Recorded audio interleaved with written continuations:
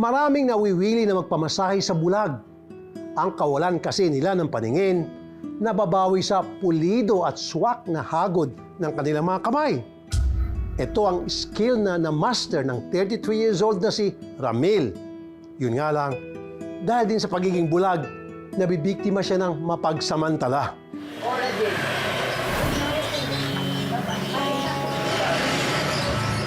Iba raw talaga kung magmasahe si Ramil Guartico.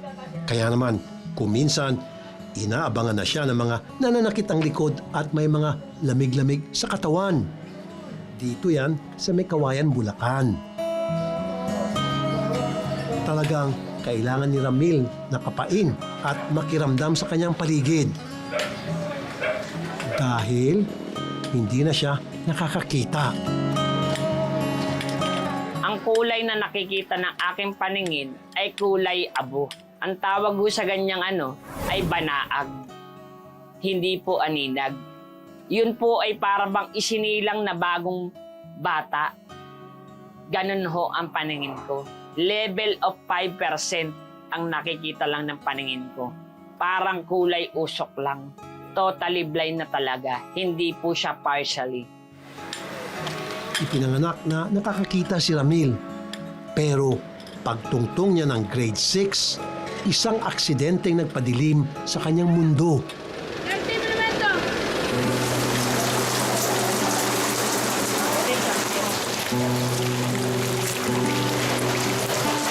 Yun po ang panahon na naglalaro kami ng pinsang ko at kapatid ko. Umuulan ho nun. Nang nabalansi ho sa pagbagsak ang kabilang tuhod ko, tumama ang kabilang ulo ko, tagilid. At ang nangyari ho ron, hindi bumukol, hindi pumutok. Ako po ay nawalan ng malay sa pagkakabago. Katakot-takot na 9 na buwan ang inabot ni Ramil sa ospital. Doon pa nadiskubre na may mas malalang kondisyon si Ramil. Nung sinasalpak na po sa akin ang mga gamot dahil sa opera. Dahil ang sakit ko ho noon ay tumor of meningitis. Yung tumor na yun, imbis na biyakin po ang aking ulo, iba ang ginawa pong pag-oopera. Yun po ang antibiotic na gamot na panlusaw. Nang makalabas ng ospital si Ramil, literal na wala na siyang makita. Nung nirecheck din ho yan, nalaman nilang ugat daw ho talaga ang tinamaan. Nawala nga ang tumor sa utak mo, ngunit ang ugat ang nadamay. Pinatignan po ko sa iba't ibang mga ospital, yan po ang sabi sa akin. Anong sabi? Wala nang pag-asang makakita.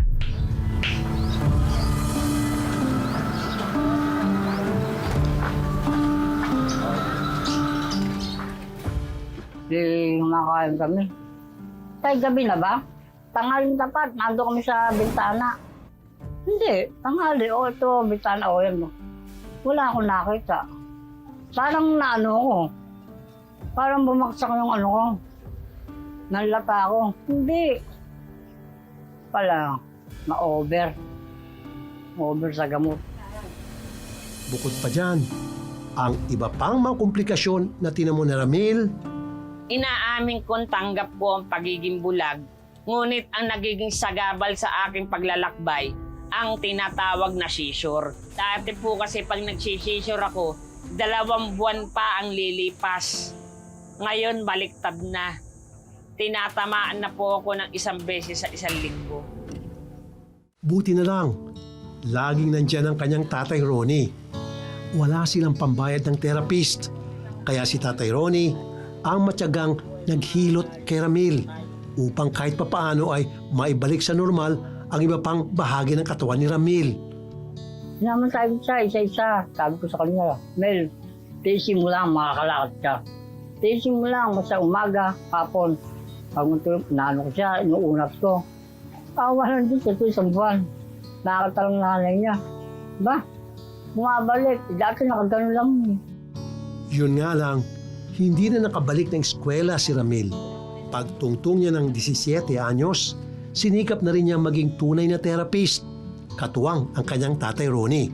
Kaya sabi sa mga teacher niya doon, galing nga anak mong drawing. Yun lang nga. Wala na din siya mga ano.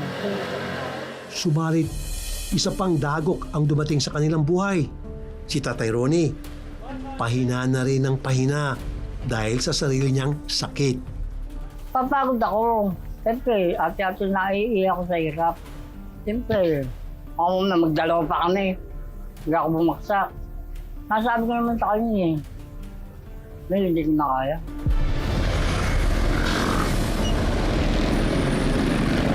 April 2, 2025, solong naghanap ng customer si Ramil nang bigla siyang tamaan ng kanyang seizure.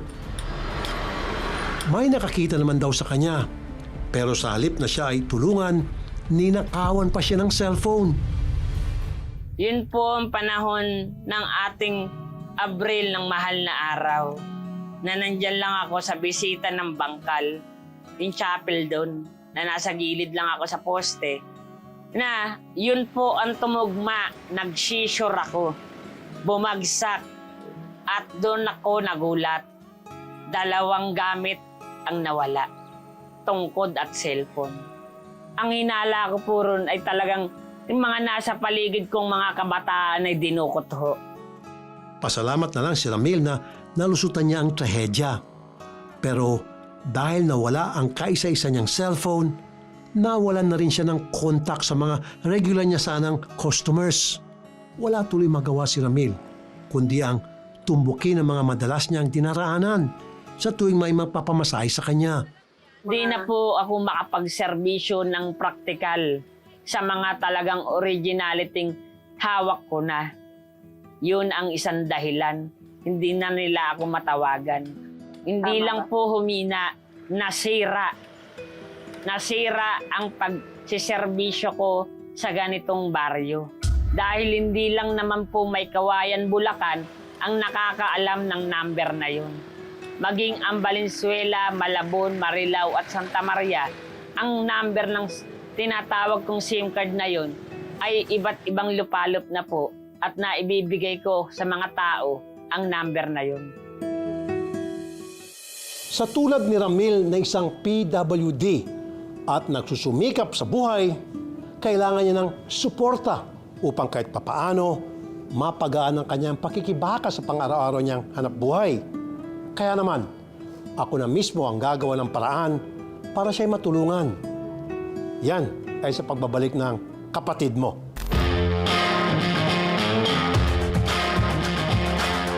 "11 years old pa lang si Ramil nang mabulag matapos ang isang aksidente. Ngayon, 33 years old na siya at isang masahista.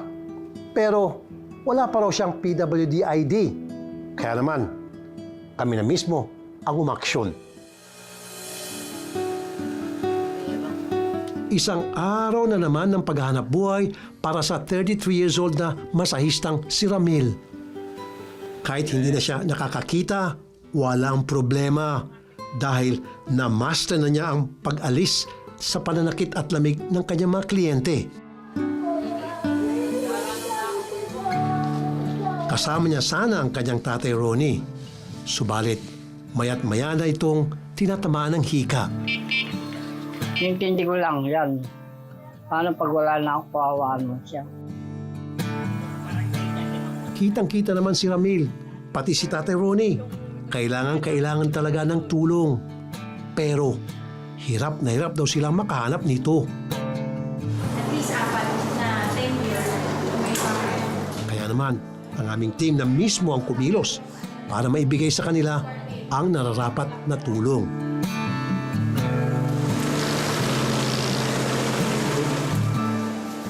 Si Remy naman po ay sigurado naman po makakakuha ng kanyang PWD ID.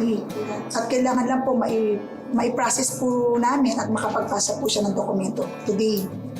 At mai-release po namin yan until next week.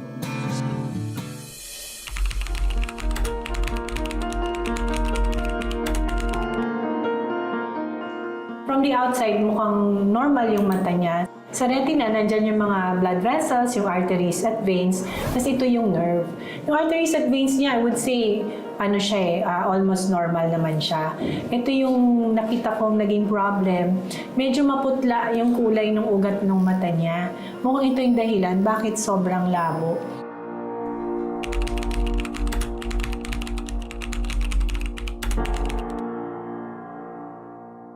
examination natin, nakita natin yung optic nerve, ano na siya, maputla na. We call it optic atrophy. So pag ganun, ibig sabihin, mahinang-mahina na yung ugat. Although nakakakita pa siya ng ilaw, pero mahina na rin yung pagpangita niya ng ilaw.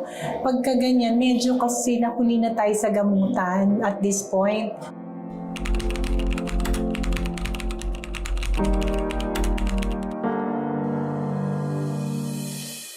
Ito, ang ganda. Anong kulay na ito? Blue, white. Blue. Tapos may white. Ganda yan. Salamat po. Hindi po ako umiiyak dahil sa kalungkutan. Lubos ako natutuwa sa nangyari dito. Ako naman, nagpapasalamat na yung hiling akong anak ko, naibigay niyo. Doon tuwa siya. Lalo na ito. Salamat sa binigay niyo sa amin. Salamat, sana marami pa kayong matulungan. Na itong gamot ang binigay mo sa akin, para sa ika. Salamat. Hindi siya ka na tayo. Oo, Salamat po. Oo. Kayo lamang talagang tunay na nakakagawa ng ganito. Salamat po, Senador Rapi Tulfo. Si Ramil ay patunay ng abilidad, hindi apektado ng kapansanan. Dapat maging misyon nating mga nabigyan ng normal na pangangatawan ang sikapin at tunay na mapabilang ang mga PWD sa lipunan.